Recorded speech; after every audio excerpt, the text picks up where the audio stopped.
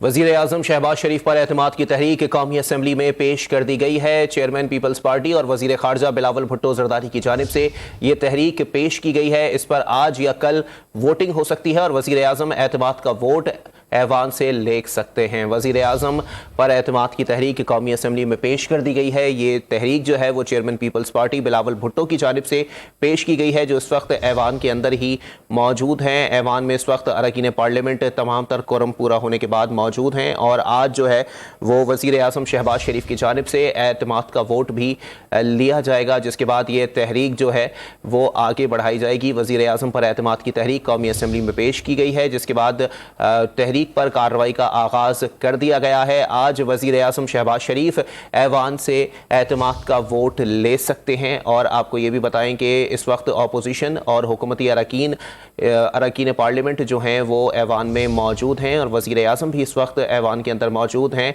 तहरीक कौमी असम्बली में पेश की गई है, जिस पर वोटिंग का अमल जो है वो मुकम्मल कर लिया गया है और अब वोटों की गिनती जारी है। वज़ीर आज़म एतमाद का वोट आज कौमी असम्बली से ले रहे हैं। कौमी असम्बली में वज़ीर आज़म पर एतमाद की तहरीक की ये तहरीक जो है वो बिलावल भुट्टो ज़रदारी की जानिब से पेश की गई है, जिस पर आज अरकान पार्लियामेंट ने वोटिंग की है और आज वज़ीर आज़म शहबाज शरीफ ऐवान से एतमाद का वोट ले रहे हैं। और इस हवाले से अदालत में भी एक दरख्वास्त दायर की गई थी कि वज़ीर आज़म एतमाद खो चुके हैं ऐवान का, इसलिए उनको ओहदे से हटाया जाए। लेकिन अब ये तहरीक जो है वो वज़ीर ख़ारजा बिलावल भुट्टो ज़रदारी की जानिब से पार्लियामान में पेश की गई है और इस वक्त वज़ीर आज़म पर एतमाद की करारदाद पेश की गई थी, जिस पर वोटों की गिनती का अमल जारी है। वज़ीर आज़म शहबाज शरीफ कौमी असम्बली से एतमाद का वोट ले रहे हैं।